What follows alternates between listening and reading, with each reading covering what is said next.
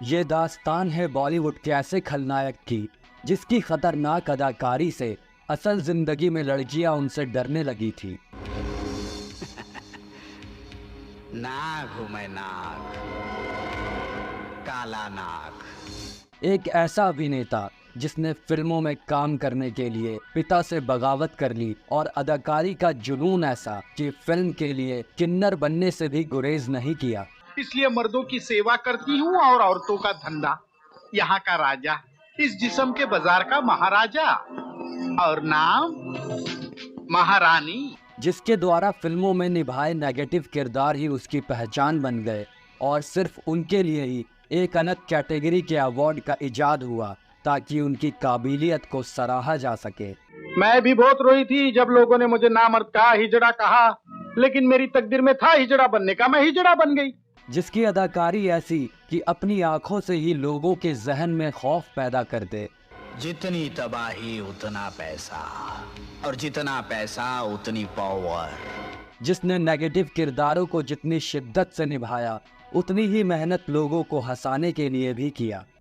मुझे माफ कर दे चांदनी, मैं मजबूर था, मेरे हालात मेरे फेवर में नहीं थे, वरना ऐसा कौन कमीना है जो तुझ जैसी गरम और ब्यूटीफुल बेबी को छोड़ सकता है। पिता ने एक्टिंग से दूर रखने के लिए उनकी शादी भी करा दी थी, लेकिन अपनी जिद पर अड़े इस अभिनेता ने जब फिल्मी करियर की शुरुआत की तो आते ही अपनी धाक जमा ली।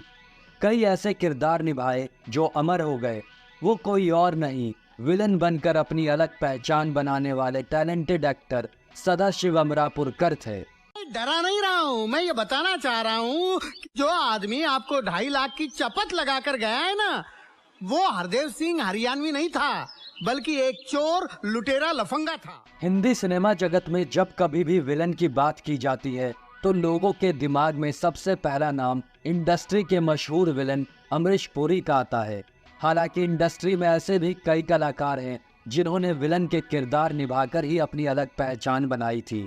इन्हीं में से एक बॉलीवुड के जाने माने अभिनेता सदाशिव अमरापुरकर भी थे। फिल्मों में नकारात्मक भूमिका निभाकर उन्होंने अपनी ऐसी जगह बनाई कि वह दर्शकों के दिलो दिमाग में बस गए।